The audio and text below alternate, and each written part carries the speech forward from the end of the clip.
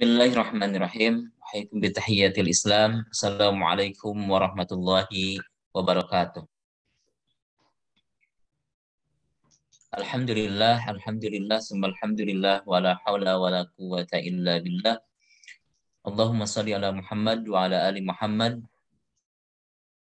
Qala Allah Ta'ala fil Qur'anil Karim. A'udzu billahi minasyaitonir rajim. Ya ayyuhalladzina amanu taqullaha haqqa tuqatih wa la tamutunna illa wa antum muslimun. Alhamdulillah, jamaah virtual subuh yang sama-sama mengharap ridho Allah Subhanahu wa taala.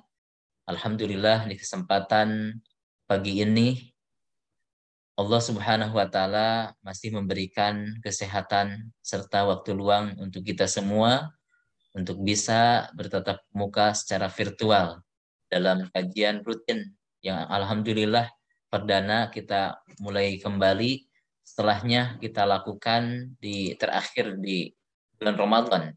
Mudah-mudahan dengan kita senantiasa bisa mengikuti kajian subuh virtual ini, menambah wawasan, tentunya dengan menambah wawasan, mengaplikasikan dari ilmu yang kita dapatkan. Tentunya sebelumnya marilah kita panjatkan puji syukur kehadirat Allah Subhanahu wa taala atas limpahan karunia-Nya. Allah Subhanahu wa taala masih memberikan kesehatan untuk kita semua sehingga dengan kesehatan tersebut kita bisa melaksanakan kajian ini. Salawat serta salam semoga tetap tercurah limpahkan kepada baginda alam Nabiullah Muhammad sallallahu alaihi wasallam, pada keluarganya, sahabatnya, sampai kepada kita umatnya yang mutabaah terhadap ajarannya. Mudah-mudahan kita termasuk umatnya yang akan mendapatkan syafaatul uzma nanti di yaumul qiyamah. Amin ya Allah ya rabbal alamin. Tentunya di awal kami haturkan jazakumullah khairan katsiran pada seluruh partisipan yang hari ini sudah bisa bergabung di kegiatan kajian subuh virtual ini. Tentu yang kami sampaikan ahlan wa sahlan alaikum, termasuk pada seluruh pengurus yang tidak bisa disebutkan satu persatu. Pengurus Al-Irsyad, pertama kami haturkan salam takzim hormat kepada ketua PC dan pengurus, dan tentunya pada seluruh jamaah sekalian. Insya Allah kita akan sama-sama melanjutkan kembali agenda rutinan kita pekanan secara virtual ini. Mudah-mudahan kita bisa istiqomah dan tentunya kami sampaikan untuk menyampaikan kembali kepada yang lain agar manfaat dari kajian ini bukan hanya dirasa dapat oleh kita semua, namun tentunya akan kita rasakan dengan yang lain, menjadi jariah bagi kita semua.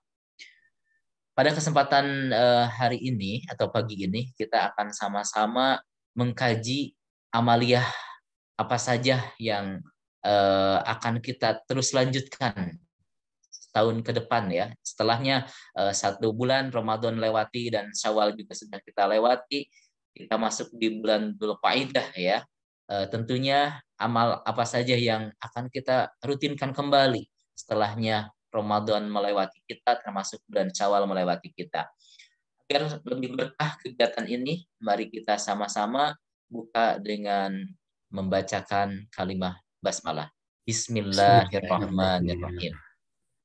Selanjutnya, sebelum kajian dimulai, tentunya ada hal prakata yang akan disampaikan oleh Ketua PC Al-Irsyad Al-Islamiyah Kota Bandung pada Ustadz Khalid Haras. Kami persilahkan. Bismillahirrahmanirrahim. Assalamualaikum warahmatullahi wabarakatuh. Innal hamdalillah nahmaduhu wa nasta'inuhu wa nastaghfiruh min shururi anfusina wa min sayyiati a'malina may yahdihillahu fahuwal muhtadi wa may yudlil falan tajida lahu waliyyan mursyida. Allahumma shalli ala Muhammad wa ala ali Muhammad. Ikhwani irsyadiyin dan irsyadiyat yang dimuliakan oleh Allah Subhanahu wa taala. Alhamdulillah pada pekan pertama bulan Juni ini kita kembali bisa berwajah, bisa kembali bertemu walaupun lewat virtual ya. Dan di forum yang insya Allah diridai oleh Allah Subhanahu wa taala.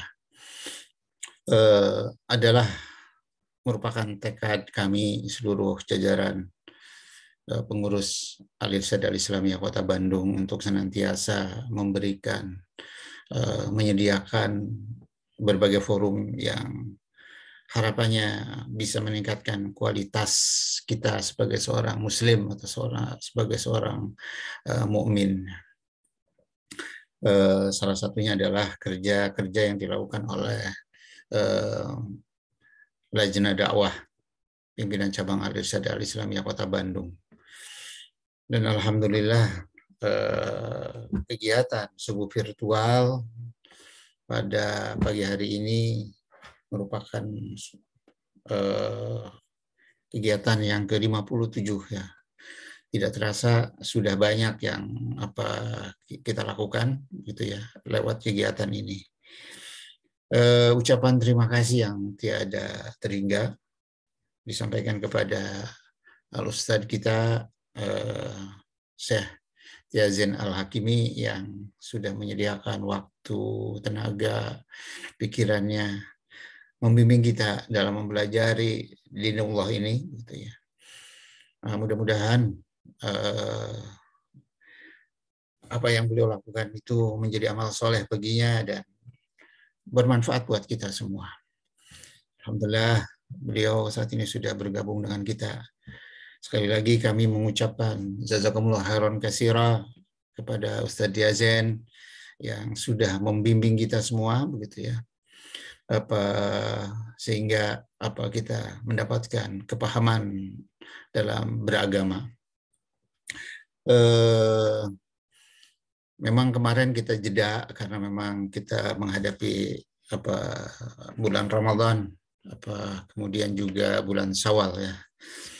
Dan alhamdulillah insya Allah semoga kita diberikan kekuatan, diberikan kesehatan, termasuk Ustadz kita, Ustadz Yazen, oleh Allah Subhanahu wa Ta'ala diberikan kesehatan dan kemampuan untuk senantiasa membimbing kita.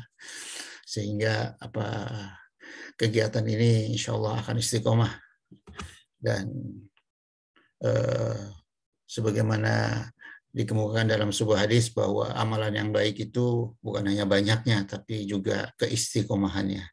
Mudah-mudahan walaupun kita seminggu sekali dan ini dilakukan secara virtual, kegiatan pengajian ini mudah-mudahan kita istiqomah. Dan dengan keistiqomahan ini mudah-mudahan kita akan terbimbing untuk senantiasa ada di jalannya. Sekali lagi saya atas nama pimpinan cabang Al-Irsyad Al-Islamiyah Kota Bandung mengucapkan terima kasih kepada Ustadz Yazen dan juga kepada antum semua Pak Jamaah Al-Irsyad Al-Islamiyah Kota Bandung yang setia untuk mengikuti kegiatan ini setiap pekannya. Mudah-mudahan apa yang kita lakukan ini oleh Allah dibalas sebagai bagian dari amal saleh kita. Mungkin itu yang bisa saya sampaikan. Terima kasih. Assalamualaikum warahmatullahi wabarakatuh. Waalaikumsalam warahmatullahi wabarakatuh. Jazakumullah khairan katsiran pada Ustadz Khalid Haras yang sudah menyampaikan kata dalam sambutan pertama kegiatan virtual subuh yang kita mulai kembali.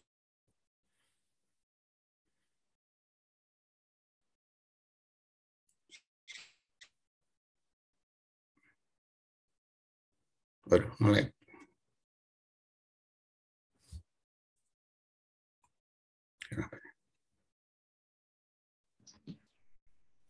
Ya, mungkin sepertinya nge-lag ya. Ya, nge-lag kelihatannya. Berhubung Ustadz Yazen sudah bergabung, mungkin bisa langsung kita undang beliau ya. Ya, betul. Pada Ustadz Yazen, tafadhol Ustadz. Barakallahu fikum, jazakumullah khair.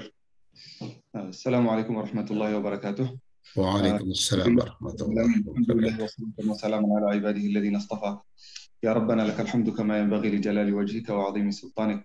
Lakal hamdu hatta tarda wa lakal hamdu idza radit wa lakal hamdu ba'da ridha.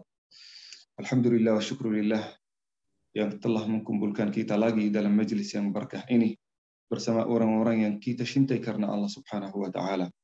Al-irsyadiyin wal irsyadiyat yang mudah-mudahan insyaallah sebagaimana kita bersama-sama di dunia ini bersama-sama mengkaji kitabullah, bersama-sama memahami firman Allah Subhanahu wa taala. Bersama-sama juga saling mengingatkan, saling memotivasikan supaya kita sama-sama mengikuti sunnat Rasulullah sallallahu alaihi wasallam. Mudah-mudahan insyaallah kita bersama-sama juga irsyadin dan juga irsyadiyat berkumpul di dalam surga Allah Subhanahu wa taala. Amin. Hadirin yang saya hormati, yang saya cintai, wabil khusus pengurus Al-Irsyad Kota Bandung, ikhwan dan akhwat yang hadir hari ini, yang besar tidak disebut gelarnya, yang kecil tidak disebut namanya. Insya Allah sama-sama kita hamba Allah Subhanahu wa taala yang dimuliakan oleh Allah Subhanahu wa taala. Izinkan saya hadirin yang dimuliakan Allah Subhanahu wa taala hari ini mengisi dari Masjid Raya Bandung, karena tadi subuh seperti biasa jadwal saya sebagai imam di Masjid Raya Bandung. Dulu alhamdulillah sebagai imam, tapi alhamdulillah sekarang diberi amanah untuk menjadi salah satu pengurus di Masjid Raya Bandung. Mudah-mudahan insyaallah menjadi bermanfaat bagi orang lain. Amin ya rabbal alamin. Hadirin yang saya cintai, yang dimuliakan oleh Allah Subhanahu wa taala, kita baru saja berpisah dengan bulan Ramadan, bulan yang kita sama-sama mencintainya, bulan yang kita sama-sama mendekatkan diri kepada Allah Subhanahu wa taala di dalamnya. Bulan yang kita di dalamnya banyak orang yang kejar bacaan Al-Quran sampai mengkhatamnya beberapa kali. Banyak orang yang fokus pada salat tarawih sampai tidak ada satu rakaat yang melewatnya kecuali menjaganya di dalam masjid bersama imam. Banyak orang di antara kita yang menjaga salat tahajud di dalam masjid, di rumah, sampai begal ototnya dan kakinya. Untuk apa? Untuk mendekatkan diri kepada Allah Subhanahu wa taala. Banyak orang di antara kita menghabiskan bagian besar dari hartanya, infak, zakat, sedekah, bantuan, hadiah kepada orang lain. Banyak juga di antara kita yang berzikir kepada Allah Subhanahu wa taala sampai membasahi lidahnya dengan berzikir kepada Allah Subhanahu wa taala. Membiasakan diri melakukan amal saleh di dalam bulan Ramadan. Nah, hadirin yang dimuliakan Allah Subhanahu wa taala, buat apa kita melakukan semua ibadah itu? Kata Allah Subhanahu wa taala, la'allakum tattaqun. Jadi salat, baca Al-Quran, zikir, sunnat Nabi, akhlak yang baik, itu harus melahirkan sesuatu yang sangat utama. Puncak daripada semua ibadah-ibadah, dari semua taat kepada Allah Subhanahu wa taala adalah satu, hadirin. Apa itu? Taqwa kepada Allah Subhanahu wa taala. Ketahuilah ibu-ibu dan bapak-bapak yang saya cintai, kalau taat kita, ibadah kita itu tidak melahirkan taqwa, belum tentu taat itu sudah diterima oleh Allah Subhanahu wa taala. Harus setiap salat, setiap bacaan Al-Quran, setiap ayat yang kita kaji, setiap hadis yang kita bacakan, itu harus kita merasa setelahnya kita semakin dekat kepada Allah Subhanahu wa taala. Kalau tidak, belum tentu kita mencapai tujuan kita. Belum tentu kita mencapai ridwanullah Subhanahu wa taala di dalam ayat yang baru dibacakan. Harus melahirkan taqwa kepada Allah Subhanahu wa taala. Nah, apalagi kalau kita tahu hadis Rasulullah sallallahu alaihi wasallam yang menceritakan tentang salat. Man lam yazdad bi salatihi min Allah illa bu'da. Kata Allah Subhanahu, kata Rasulullah sallallahu alaihi wasallam, barang siapa yang tidak man lam tanhuhu salatuhu 'anil fahsya'i wal munkar lam yazdad min Allah illa bu'da. Barang siapa yang salatnya ini salah satu contoh dari taat-taat, bisa jadi puasanya, bisa jadi zikirnya, bisa jadi bacaan Al-Qur'annya. Apabila bacaan Al-Qur'annya, salatnya, zakatnya, puasanya tidak membuat dia yanha 'anil munkari wa ya'muru bil ma'ruf, tidak mendekatkan dirinya kepada Allah Subhanahu wa taala, tidak membuat dia lebih semangat untuk meninggalkan maksiat, lebih semangat untuk melakukan taat, kalau tidak melahirkan itu, lam yazdad minallahi illa bu'da. Salat ini tidak akan menambah kita kecuali kejauhan dari Allah Subhanahu wa taala. Semakin jauh. Salat semakin jauh. Zikir semakin jauh. Bacaan Al-Quran semakin jauh. Kenapa? Tidak melahirkan taat kepada Allah Subhanahu wa taala di dalam diri kita. Tidak melahirkan keimanan di dalam diri kita. Malah banyak orang dengan ketaatannya tambah dosa kepada Allah Subhanahu wa taala. La ilaha illallah.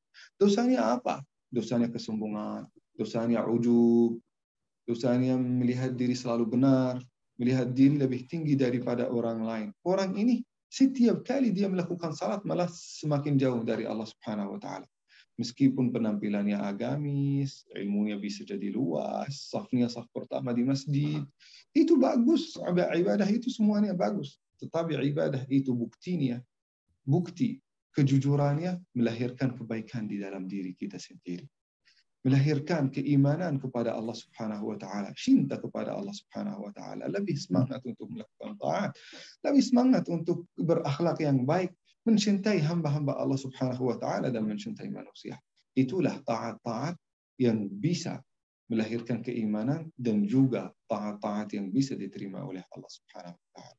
Oleh karena itu, ulama-ulama berkata, taat dan ibadah yang begitu banyak yang kita lakukan di dalam bulan Ramadan itu belum tentu sudah diterima.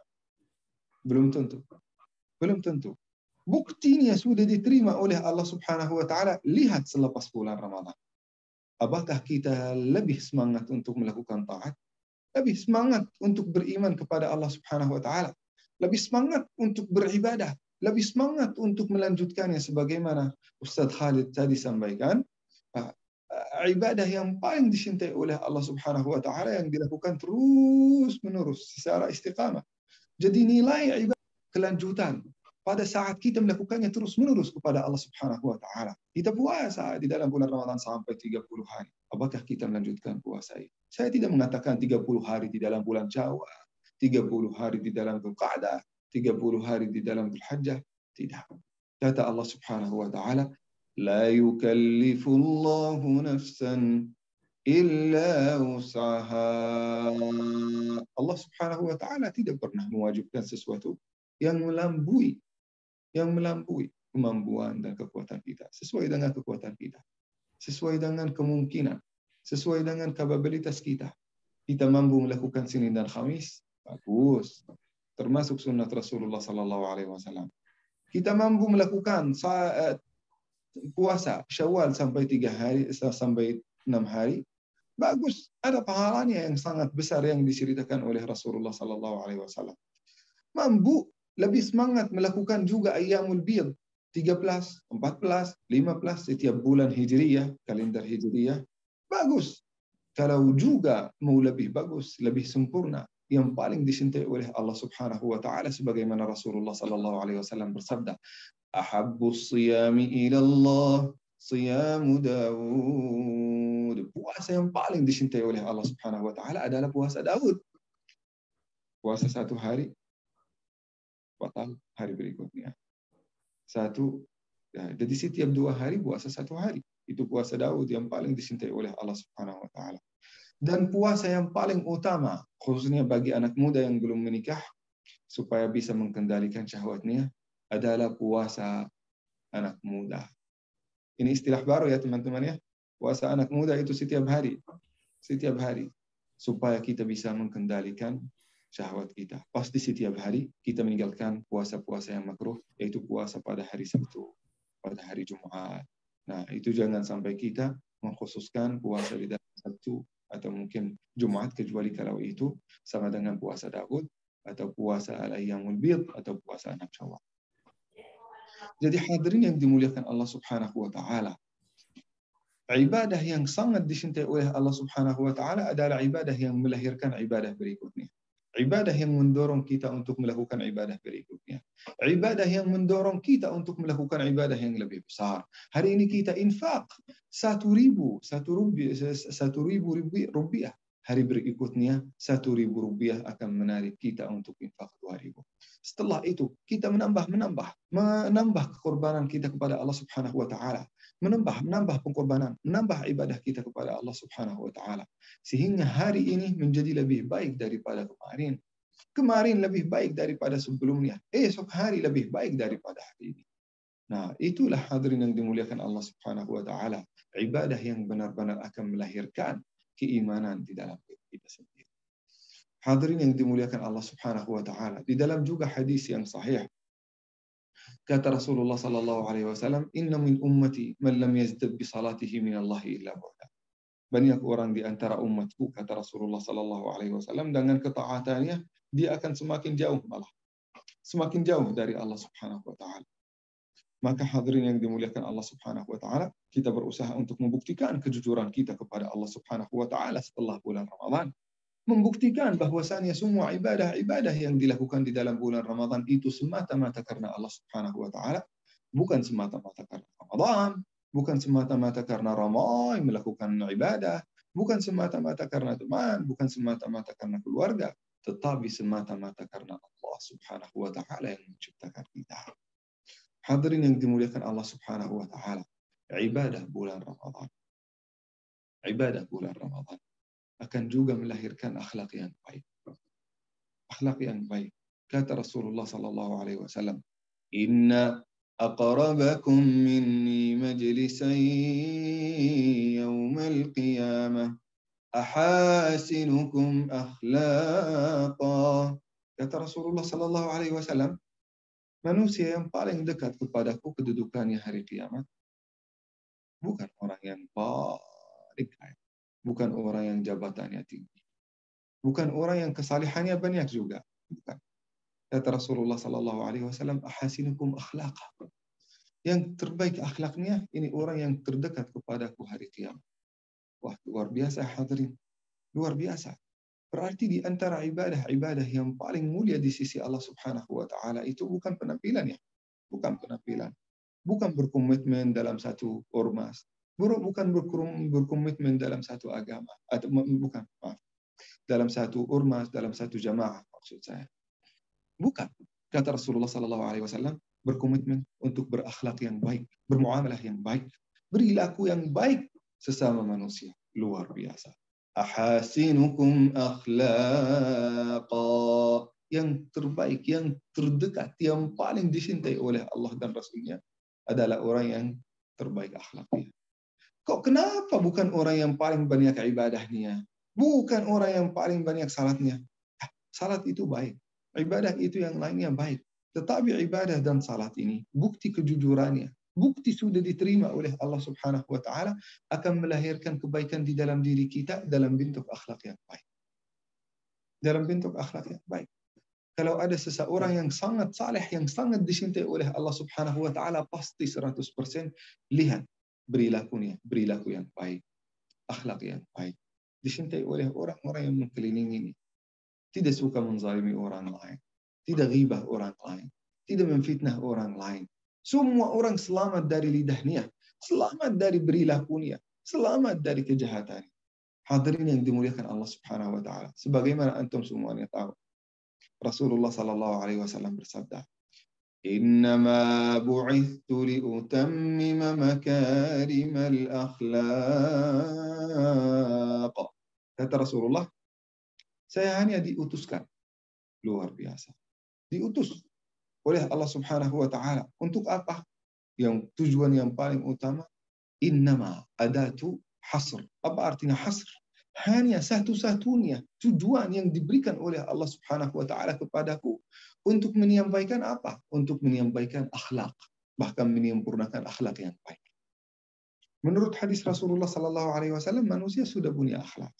Tetapi saya diutuskan untuk menyempurnakan, untuk memberi petunjuk, untuk memberi hidayah kepada hamba-hamba Allah Subhanahu wa Ta'ala supaya menyempurnakan akhlak yang baik.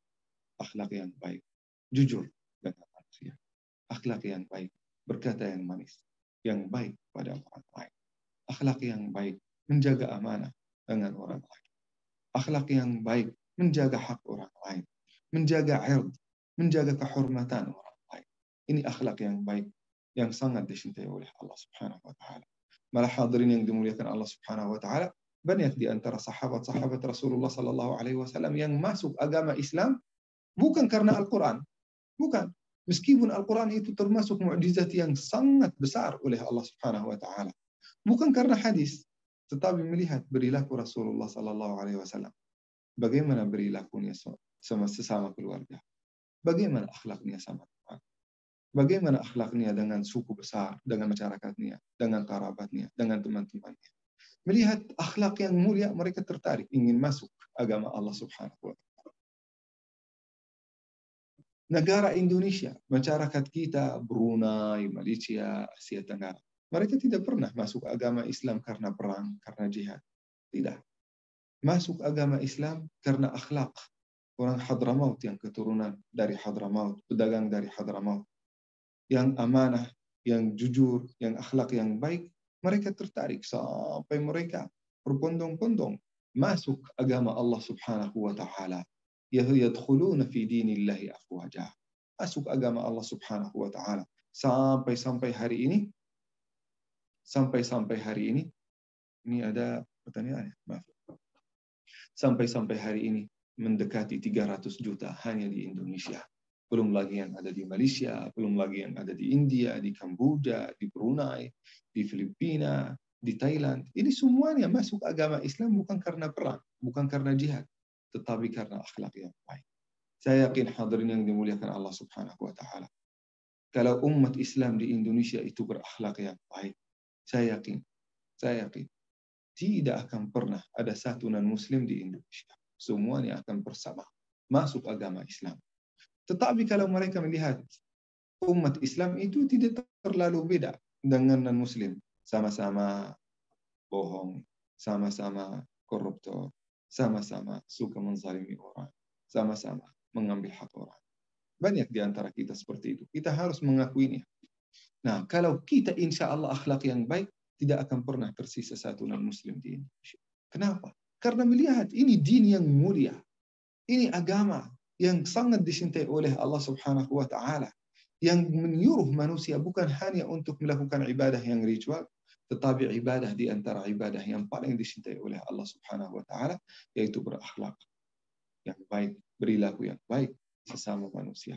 Sebagaimana kita kemarin tahu, kita belajar sampai 1 juz dari surat Al-Fatihah, surat An-Nas, sampai Amma Yatasa'alun, 1 juz, kita melihat di dalamnya lebih dari 90% di antara perintah-perintah Allah Subhanahu wa taala di dalamnya menyuruh kita untuk menjaga muamalah yang baik sesama manusia. Kalau kita sudah mengetahuinya, ayo kita bersama-sama mengamalkannya. Sebagaimana Rasulullah sallallahu alaihi wasallam bersabda, bacaan Al-Quran ini, dan juga ini yang ketiga hadirin yang dimuliakan Allah Subhanahu wa taala, bacaan Al-Quran itu harus melahirkan amal. Harus melahirkan amal. Kalau kita hanya membacakan Al-Quran, membaca 1 juz, 2 juz, 3 juz, 10 juz, sampai kita khatam Al-Quran berkali-kali. Kalau 1 ayat itu kita tidak mengamalkannya, maka kita akan dilaknati oleh Al-Quran. Astaghfirullah. Itu hadis Pak Ustaz. Hadis. Kata Rasulullah sallallahu alaihi wasallam, "Rubba qari'in lil Qur'ani wal Qur'anu yal'anu." Saya berharap kalau ada di antara ibu-ibu dan bapak-bapak yang mengerti bahasa Arab. Karena bahasa di dalam hadisnya sangat kuat. Kata Rasulullah sallallahu alaihi wasallam, "Rubba qari'in lil Qur'ani wal Qur'anu yal'anu." Banyak di antara umat Muhammad sallallahu alaihi wasallam yang membacakan Al-Quran malah dilaknat oleh Al-Quran. Astaghfirullah. Dilaknat oleh Al-Quran. Kok kenapa dilaknat oleh Al-Quran? Karena setiap kali membacakan Al-Quran tidak melahirkan amal saleh. Membacakan Al-Quran, ittaqullaha wa kunu ma'as sadiqin, bertakwalah kepada Allah, jangan berkata kecuali yang jujur. Dia suka membohong, dia suka bohong, dia suka dusta, dia suka menyebar hoax, dia suka menyebar ghibah dan namimah. Orang ini setiap kali membacakan ayat itu dilaknat oleh Al-Quran. Ada orang lain, fawailul lil musallin alladhina hum an salatihim sahun. Orang yang menunda-nunda salat, orang yang tidak melakukan salat akan dilaknat oleh ayat-ayat ini yang baru dibacakan. Wala yahuddu ala ta'amil miskin. Tidak suka membagi-bagi hartanya.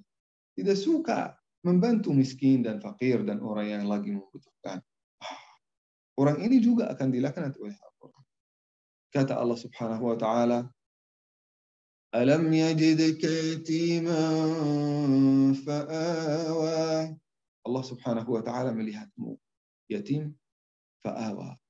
Allah Subhanahu wa taala menjagamu, memberi semua kebutuhan-kebutuhanmu. Maka apabila engkau melihat anak yatim, jagalah kebutuhannya, jagalah haknya, tenangilah hatinya. orang yang menyakiti perasaan anak yatim itu akan dilaknat. Maka hadirin yang dimuliakan Allah Subhanahu wa taala, ayat-ayat yang baru kita bacakan di dalam bulan Ramadan, jangan sampai bacaan itu menjadi sia-sia. Harus melahirkan juga kebaikan di dalam diri kita sendiri, hadirin. Hadirin yang dimuliakan Allah Subhanahu wa taala. Setelah itu yang perlu kita lakukan di dalam bulan Ramadan adalah selalu tawadhu. Selalu tawadhu. Kalau ibadah itu melahirkan kesombongan di dalam diri kita sendiri, yakinlah 100% ibadah itu sia-sia. Ibadah itu tidak akan diterima oleh Allah Subhanahu wa taala. Malah akan menjadi dosa di sisi Allah Subhanahu wa taala. Iya. Ibadah bisa menjadi dosa di sisi Allah Subhanahu wa taala kalau melahirkan kesombongan di dalam diri kita sendiri. Kita ke masjid, rajin salat di masjid, merasa lebih sombong, lebih baik daripada orang yang belum masuk masjid. Kita sudah merasa menghafal bagian dari Al-Quran, atau bahkan seluruh Al-Quran 30 juz, merasa lebih baik daripada orang yang belum menghafal Al-Quran. Atau bahkan merasa lebih tinggi daripada mereka. Kita yang sudah menjadi mungkin kader di Al-Irsyad, kita sudah mengikuti kajian-kajian ini. Kita sudah merasa lebih baik ilmu kita, lebih tinggi kedudukan kita di sisi Allah Subhanahu wa taala daripada orang yang belum masuk. Belum tentu hadirin yang dimuliakan Allah Subhanahu wa taala. Tandanya kita akan tanda itu diterima oleh Allah Subhanahu wa taala. Amal yang baik ini saat kita mengikuti kajian, belajar ilmu yang baik, sudah menjadi kader al-irsyad, itu termasuk sesuatu yang sangat baik di sisi Allah Subhanahu wa taala. Tanda itu diterima oleh Allah Subhanahu wa taala, kita tetap rendah hati. Kita tetap lemah lembut. Tanda kita lemah lembut, tanda kita rendah hati, kita sayang kepada orang yang di luar al-irsyad. Kita merangkul mereka. Yuk kita bersama-sama mengikuti kajian. Yuk kita bersama-sama beribadah. Yuk kita bersama-sama ada kajian di al-irsyad, ada halal bihalal di al-irsyad, ada aktivitas di al-irsyad. Yuk kita bersama-sama. Selama aktivitas di dalam al-irsyad itu mendekatkan diri kita kepada Allah Subhanahu wa taala, kita tetap menjaga aktivitas itu dan memanggil orang lain untuk mengikutinya. Sebagaimana Rasulullah sallallahu alaihi wasallam bersabda, "Ad-dalu 'alal khair kafa'iluh." Nah, barang siapa yang mengajak seseorang untuk melakukan kebaikan, maka dia dapat pahala yang sama. Pahalanya sendiri dan juga pahala orang yang dia undang. Nah, hadirin yang dimuliakan Allah Subhanahu wa taala. Ibadah-ibadah di dalam bulan Ramadan harus juga melahirkan kita lebih rajin menjaga ibadah-ibadah yang pernah kita lakukan, tetapi dalam kadar bisa jadi sesuai dengan kesibukan kita dan sesuai dengan kemampuan kita. Di antaranya menjaga salat di dalam masjid. Utamakan hadirin yang dimuliakan Allah Subhanahu wa taala. Salat itu diwajibkan oleh Allah Subhanahu wa taala, di antara tujuannya untuk mempersatukan umat Islam. Kalau setiap orang melakukannya sendirian, di rumahnya masing-masing, itu berarti tidak melahirkan kesatuan di dalam diri kita bersama saudara-saudara kita. Kita berusaha untuk melakukannya di dalam masjid, di dalam rumah Allah Subhanahu wa taala. Iya, itu tidak termasuk wajib, tetapi kita usaha untuk menjaganya di dalam masjid. Karena Rasulullah sallallahu alaihi wasallam sangat benci, sangat tidak suka sama seseorang yang salatnya selalu di luar masjid, yang selalu salat di dalam rumah. Salat itu diadakan supaya mempersatukan hati kita, supaya menguatkan ikatan silaturahim kita, supaya menguatkan ikatan saling mencintai karena Allah Subhanahu wa taala di antara kita. Maka hadirin yang dimuliakan Allah Subhanahu wa taala, sama-sama kita menjaga salat itu di dalam masjid secara jamaah. Apabila kita terpaksa salat di dalam rumah, maka kita berusaha untuk salat di dalam rumah secara jamaah bersama istri, bersama suami, bersama anak, bersama yang ada di dalam rumah, supaya Allah Subhanahu wa taala mempersatukan kita meskipun di dalam rumah. Mempersatukan hati suami dan istri, mempersatukan hati keluarga besar supaya mereka saling mencintai dan menguatkan silaturahim di antara. Di antara ibadah-ibadah yang perlu kita menjaga di luar bulan Ramadan. Saya khatam dengan ini supaya kajian pertama ini di antara kita menjadi kajian yang ringan, kajian halal bihalal, yang menyayangi, dan yang membuat hati kita lebih tenang. Hadirin yang dimuliakan Allah Subhanahu wa taala. Ibadah yang perlu kita jaga salatul subh atau salatul fajr. Dalam bahasa Indonesia salat subuh. Salat subuh ini termasuk salat yang sangat dicintai oleh Allah Subhanahu wa taala. Malah salat subuh ini menjadi pertaruhan. Pertaruhan apa? Bedaan antara orang kafir dan orang yang beriman. Bedaan antara orang yang beriman dan orang munafik. Sampai-sampai para sahabat Rasulullah sallallahu alaihi wasallam mengatakan, siapa yang tidak mengikuti salat subuh di masjid, ini menurut mereka, bukan hadis ya. Menurut mereka, kata sahabat Rasul, kalau ada seseorang tidak mengikuti salat subuh di dalam masjid, maka kita mulai curiga. Bisa jadi dia di antara orang dan kalangan kaum munafik. Itu bukan hadis Rasulullah, tapi pendapat para sahabat. Kenapa? Kenapa? Karena salat yang paling sulit bagi orang munafik, ini Rasulullah sallallahu alaihi wasallam mengatakan ini. Salat yang paling sulit bagi orang munafik adalah salat Isya dan salat subuh. Itu salat yang paling berat bagi orang munafik. Maka kita membuktikan keimanan kita. Kita pasti, saya yakin, setiap orang yang hadir di antara kita hari ini sudah salat subuh. Bukan tidak termasuk dan sangat jauh dari orang munafik. Saya yakin setiap orang yang ikut ini insya Allah orang-orang beriman. Insya Allah. Maka kita berusaha untuk menjaga sifat beriman ini. Kita menjaga salat subuh. Kalau bisa di masjid. Karena Rasulullah sallallahu alaihi wasallam bersabda, "Basyiril masya'ina fid dhulami ilal masajid bin nurit tam yaumal qiyamah." Berilah berita gembira bagi orang yang selalu berjalan ke masjid saat gelap. Wah, gelap malam hari, belum ada matahari, belum ada cahaya. Dia jalan kaki, kadang-kadang pakai sepeda, kadang-kadang pakai motor, kadang-kadang pakai mobil. Nah, buat apa malam-malam ke masjid? Supaya mencari ridha Allah Subhanahu wa taala. Mencari ridha Allah Subhanahu wa taala, mencari cinta Allah Subhanahu wa taala. Salat di masjid, khususnya salat subuh, itu termasuk salat dan ibadah yang sangat dicintai oleh Allah Subhanahu wa taala. Hadirin yang dimuliakan Allah Subhanahu wa taala, saya tidak berlama-lama di dalam kajian ini. Mudah-mudahan insyaallah apa yang telah disampaikan menjadi bermanfaat bagi kita semuanya. Wassalamualaikum warahmatullahi wabarakatuh. Wa jazakumullahu khairan. Waalaikumsalam warahmatullahi wabarakatuh. Iyyakum jazakumullahu khairan atas ilmu yang sudah disampaikan terkait dengan amaliyah yang semestinya kita lakukan kembali setelahnya Ramadan meninggalkan kita, maka menguatkan pada kita semua apa-apa saja yang biasa kita rutinkan di bulan Ramadan akan kita lanjutkan dan bisa menjadi istiqomah. Yang paling utama tadi adwa muhawain qala. Jadi walaupun tidak banyak namun kita rutin istiqomah. Dan yang paling utama melahirkan akhlak yang baik.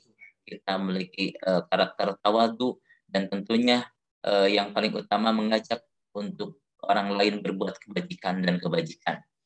Alhamdulillah ada beberapa pertanyaan yang sudah masuk, Ustaz. Yang pertama tentunya ada pertanyaan terkait bagaimana terkait orang yang memiliki ilmu seharusnya dia memiliki akhlak yang baik ya, tapi kenyataan tidak demikian. Penyebabnya apa, Ustaz? Ada seorang yang memiliki ilmu pengetahuan ya, dalam artian dia idealnya memiliki akhlak yang baik, namun kenyataan kadang tidak demikian. Apakah penyebabnya jika seorang memiliki ilmu namun akhlaknya tidak sesuai dengan ilmu yang dimilikinya? Seperti apa Ustaz menanggapinya? Ya, perlu kita tahu yang menentukan itu akhlak bukan diri kita sendiri. Kita melihat menurut syariat, menurut Islam, menurut perintah Rasulullah sallallahu alaihi wasallam. Apakah beliau sudah menjaga semua perintah Rasulullah sallallahu alaihi wasallam termasuk akhlak Rasulullah sallallahu alaihi wasallam? Maka itu akhlak yang baik. Bukan ini tidak sesuai dengan keinginan saya sendiri berarti dia tidak akhlak. Kita harus juga adil saat kita menghukumkan seseorang, ya kan? Nah, jadi kalau dia sudah mengikuti sunnat Rasulullah sallallahu alaihi wasallam, akhlak Rasulullah sallallahu alaihi wasallam, kejujuran Rasulullah sallallahu alaihi wasallam, ramahnya Rasulullah sallallahu alaihi wasallam, menjaga amanahnya Rasulullah sallallahu alaihi wasallam, maka itu orang yang berakhlak. Nah, itu yang pertama. Saat kita menentukan siapa yang menentukan dia berakhlak atau tidak, yang memahami syariah, kan? memahami syariat. Bukan pribadi kita sendiri tidak suka sesuatu sesuai dengan diri kita atau syahwat atau nafsu atau keinginan kita sendiri pada seseorang. Ini kurang sopan. Ini kurang akhlak. Ini menurut ente. Tapi belum tentu menurut syariat. Nah, ini yang pertama ya. Yang kedua, apa yang membuat kalau dia kurang akhlak, ya menurut syariah, dia tidak jujur, dia tidak amanah, dia suka menyakiti perasaan orang lain dalam bentuk bukan menyakiti, tapi menzalimi orang lain sampai menyakiti perasaan. Karena banyak orang yang tersakiti apabila kita mengatakan kebenaran, apabila kita jujur, apabila kita tegas dalam perintah Allah Subhanahu wa taala, banyak orang yang sakit hati kan? Nah, tetapi kalau kita menzalimi seseorang, ini yang termasuk tidak akhlak. Menzalimi seseorang sampai menyakiti perasaannya, termasuk tidak akhlak. Meskipun dia banyak ilmunya, meskipun banyak ibadahnya, itu termasuk bisa jadi ada penyakit di dalam ibadah. Karena pasti ibadah yang baik akan menghasilkan akhlak yang baik. Maka harus evaluasi diri sendiri, terus evaluasi. Kenapa saya perilaku saya sampai sekarang belum bisa berubah-berubah? Lihat ibadahmu dulu. Ibadahmu bisa jadi kurang ikhlasnya, bisa jadi kurang sunnahnya, belum sempurna kepada Allah Subhanahu wa taala, belum lurus kepada Allah Subhanahu wa taala. Nah, itu yang perlu kita lakukan. Masya Allah. Barakallah Ustaz atas jawabannya. Jazakumullah khairan. Selanjutnya Ustaz bertanya, apakah jika seorang laki-laki tidak pernah membiasakan diri untuk sholat berjamaah di masjid, apakah orang tersebut bisa dikatakan kurang keimanannya? Nah, kita tidak bisa berkata itu. Kita menasihati dia, menunjukkan kepada dia hadis Rasulullah Sallallahu Alaihi Wasallam. Jangan menghukumkan orang lain. Kalau menghukumkan, hukumkan diri sendiri. Nah, bisa jadi punya alasan sendiri, bisa jadi punya alasan, bisa punya ada justifikasi. Kita mencari justifikasi kepada orang lain, justification ya. Nah, kita mencari pasti alasan. Bisa jadi ini dia sakit, bisa jadi dia belum tahu keutamaan salat di sana, bisa jadi dia sudah salat di masjid, dia punya program salat di masjid itu hanya beberapa salat setiap hari dan ada sebagian di dalam rumah. Nah, itu perlu kita mencari alasan untuk itu. Ya, kita tidak bisa menghukumkan. Ini tidak ke masjid berarti kurang keimanannya. Nggak bisa menghukumkan itu. Itu hanya sahabat Rasulullah Sallallahu Alaihi Wasallam. Karena lagi berang dengan orang munafik yang merusak umat Islam, mereka mulai mencuriga. Ini kayaknya tidak pernah mengikuti salat di dalam masjid, berarti bisa jadi dia munafik. Jadi curiga aja. Tapi itu bukan hadis. Rasulullah tidak pernah memerintah kita untuk menghukumkan seseorang yang menurut kita melakukan kekurangan berarti dia kurang. Nah, kita hukumnya apa? Orang yang tidak ke masjid hukumnya apa? Hukumnya diajak ke masjid. Bisa jadi kesalahan pada diri kita sendiri. Kita belum menyampaikan kebenaran kepada dia. Kita belum mendakwah dia. Kita belum memberi petunjuk kepada dia. Kita belum memberi semangat kepada dia. Nah, bisa jadi hukumnya pada diri kita sendiri. Kalau kita sudah melakukan itu semua, kita tetap jangan sampai kita suudzon kepada saudara-saudara kita. Bisa jadi dia punya alasan yang kita belum tahu. Allah yang tahu apa yang kita lakukan ini. Kewajiban atas diri kita untuk mengajak dia secara baik dengan cara-cara yang paling lembut. Nah, itu hukumnya. Kita tidak bisa mengatakan dia kurang keimanan. Tetapi itu kalau bisa kita evaluasi diri kita sendiri. Ini saya belum ke masjid berarti kayaknya mungkin ada kekurangan di dalam keimanan saya. Yuk, saya ingin menyempurnakan keimanan saya dengan ibadah yang lebih sempurna.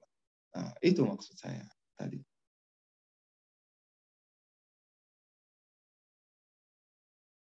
Ya, silakan Ustaz. Ustaz Mirza.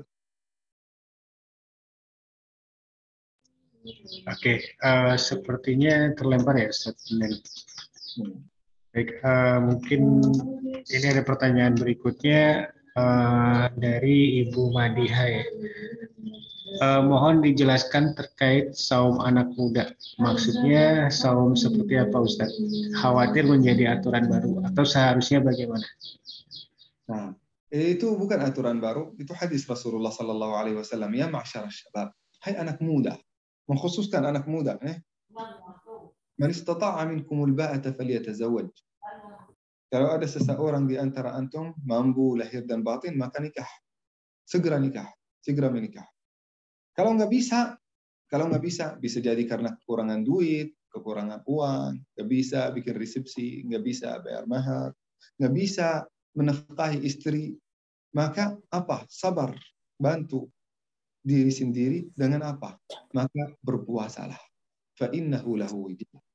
Nah, puasa ini yang akan melindungi dirinya untuk melakukan dosa dan maksiat atau berzinahan. Nah, puasa, memperbanyak puasa untuk mengendalikan hawa nafsu dan syahwat. Itu puasa anak muda. Sebagaimana Rasulullah Sallallahu Alaihi Wasallam bersabda, ya masyarakat syabab, bukan aturan baru, tapi hadis Rasulullah Sallallahu Alaihi Wasallam. Ya, Masya Allah. Barangkali ada dari Bu Madiha sudah cukup jelas dari apa yang disampaikan Ustaz Yazian. Barangkali ada mangga. Mungkin Ustaz Mirza bisa mangga.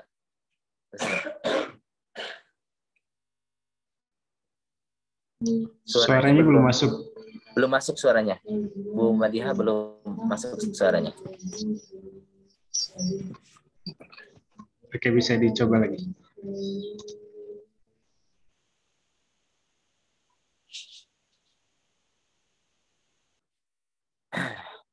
Masih belum masuk suaranya. Ya.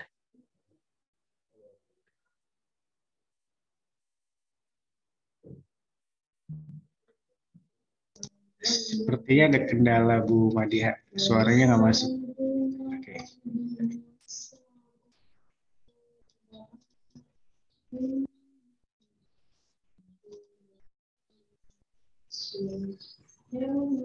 Masih belum masuk suaranya.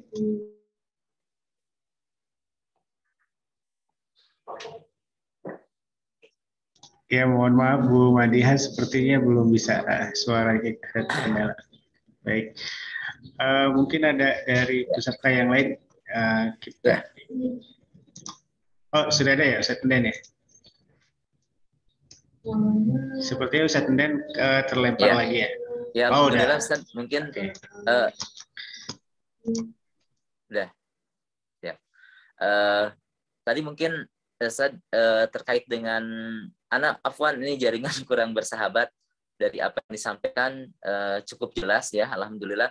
Mungkin tadi juga Bu Madiha ingin menjelaskan ingin lebih jelas terkait dengan saum yang tadi seorang pemuda Pak Ilham Yastati. Jadi itu saumnya mungkin anak juga jadi pertanyaan, Sad. Yang dimaksud saum itu saum Daud atau saum seperti apa, Sad? Yang tadi kaitan dengan saum anak muda itu, Sad. Ingin memastikan jangan takut ada kekeliruan dalam pemahaman, Ustaz. Ya. Sama anak muda itu mungkin istilah dari saya sendiri kalau mungkin istilah. Karena Rasulullah Sallallahu Alaihi Wasallam mengkhususkan anak muda untuk memperbanyak puasa. Memperbanyak puasa supaya apa? Dengan tujuan menjaga syahwatnya. Pada waktu yang sama mendekatkan diri kepada Allah Subhanahu Wa Taala. Karena saat ini menurut penelitian dan juga menurut sains, saat seseorang puasa, maka testosteron akan turun di dalam diri kita, di dalam tubuh kita dengan nisbat 40%. Bukan hanya testosteron, progesteron, sama juga progesteron. Ini juga termasuk hormon yang ada di wanita dan juga hormon yang ada di laki-laki. Hormon yang meningkatkan syahwat laki-laki terhadap dan juga perempuan terhadap lawan jenis. Ini akan sangat turun 40% saat kita berpuasa kepada Allah Subhanahu wa taala. Syahwat kita automatically akan turun juga. Nah, maka kita memperbanyak puasa. Kata Rasulullah Sallallahu Alaihi Wasallam berbanyak puasa. Kalau bisa jadi setiap hari boleh, asal meninggalkan puasa yang makruh, yang tidak direkomendasikan. Itu ada hadis-hadisnya. Jangan sampai kita mengkhususkan hari Sabtu, Jumat, Al-Idain. Nah, boleh kita puasa sampai setiap hari, boleh dengan niat kita ingin mengendalikan syahwat dan nafsu kita, boleh. Nah, kalau kita meninggalkan puasa yang tidak wajib, ya yang makruh. Puasa yang makruh. Bahkan Rasulullah Sallallahu Alaihi Wasallam kadang-kadang bukan hanya puasa Daud yang dipuasakan oleh Rasulullah Sallallahu Alaihi Wasallam. Rasulullah Sallallahu Alaihi Wasallam kadang-kadang yaum wal yaumain wa thalatha. 1 hari, 2 hari, 3 hari tidak makan apa-apa. Setiap hari puasa. Nah, apakah itu puasa Daud? Lebih dari puasa Daud. Nah, bukan hanya puasa Daud. Kalau kita tidak bisa itu, ya udah sesuai dengan kemampuan kita. Nah, jadi kita puasa dengan niat mendekatkan diri kepada Allah Subhanahu wa taala dan juga mengendalikan syahwat nafsu kita. Nah, itu maksud Allah Subhanahu, maksud Rasulullah sallallahu alaihi wasallam di dalam ini. Memperbanyak puasa supaya kita meredam api syahwat yang ada di dalam diri kita sendiri.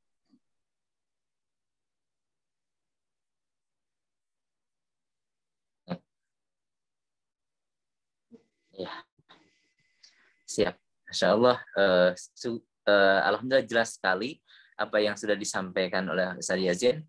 Mudah-mudahan kita dapat, terutama mungkin bagi syabab jika belum mampu untuk melaksanakan tajawuz ya nikah, tentunya dilakukan dengan baik memperbanyak saum, mendekatkan diri kepada Allah, dan tentunya akan mengendalikan hawa. Sampaikan hari ini sungguh luar biasa penguatan bagi kita semua. Setelahnya Ramadan selesai di tahun ini, terutama 1443 Hijriah, kita kembali insya Allah menguatkan Ramadan itu dengan pembiasaan setelah Ramadan, yaitu dari bulan Syawal sehingga sekarang masuk Idul Faidah, dan kita akan bisa istiqomah melaksanakan apa-apa yang tadi antum sampaikan. Amin ya Allah ya rabbal alamin. Jazakumullah khairan kepada seluruh partisipan, tentunya kepada Ustaz Yazin, insya Allah akan senantiasa istiqomah memberikan ilmunya, menyampaikan, mengamalkan ilmunya kepada kita semua, sehingga kita akan sama-sama mendapatkan hikmah dari kajian setiap kajian subuh ini. Di akhir mungkin Ustaz mohon bimbingan doanya sama-sama, doa mudah-mudahan Allah Subhanahu wa taala senantiasa memberikan keberkahan untuk kita semua. Amin ya Allah ya Rabbal alamin. Silakan Ustaz. Jazakumullah khair. Marilah kita bersama-sama berdoa, mudah-mudahan diterima oleh Allah Subhanahu wa taala. Amin ya rabbal alamin. Alhamdulillahi rabbil alamin. الحمد لله وصلاة وسلاما على عباده الذين اصطفى اللهم اهدنا فيمن هديت وعافنا فيمن عافيت وتولنا فيمن توليت اللهم تقبل منا شهر رمضان تقبل منا القرآن تقبل منا الذكر والقيام اللهم اجعلنا فيه من عبادك الصالحين الذين تحبهم ويحبونك سبحان ربك رب العزة عما يصفون وسلام على المرسلين والحمد لله رب العالمين. الحمد لله. Alhamdulillah, jazakumullah khairan. Mudah-mudahan doa kita dijawab oleh Allah Subhanahu wa taala. Amin ya Allah ya rabbal alamin. Alhamdulillah, rangkaian acara dari awal sampai akhir telah kita lewati bersama. Sekali lagi jazakumullah khairan atas ilmu yang sudah disampaikan oleh Ustaz Yazin. Insyaallah kita akan ketemu lagi di pekan depan setiap Sabtu pagi. Insyaallah kita akan sama-sama mengkaji, dan kami sampaikan, dipersilakan kepada jemaah sekalian sampaikan informasi ini agar informasi ini dapat didapatkan oleh orang-orang yang mendapatkan informasi dari kita, dan tentunya menjadi jariah bagi kita, menguatkan kita. Oke, mohon maaf mungkin agak terganggu ya sinyal dari Ustaz Nenden. Terima kasih untuk seluruh partisipan yang sudah bergabung. Insya Allah kita akan berjumpa lagi hari Sabtu pekan depan ya. Insya Allah kita rutin mulai pekan ini di jam yang sama dengan tema-tema yang insya Allah lebih menarik lagi. Syukron, jazakumullah khair. Terima kasih untuk para peserta. Mohon bisa bergabung di pekan depan. Untuk para panitia mungkin bisa tetap di room terlebih dahulu ya. Kita akan ada evaluasi dan mungkin persiapan untuk acara Idul Adha. Terima kasih. Assalamualaikum warahmatullahi wabarakatuh. Waalaikumsalam. Syukran. Jazakumullah khair, Ustaz Yazin dan seluruh partisipan. Assalamualaikum. Assalamualaikum.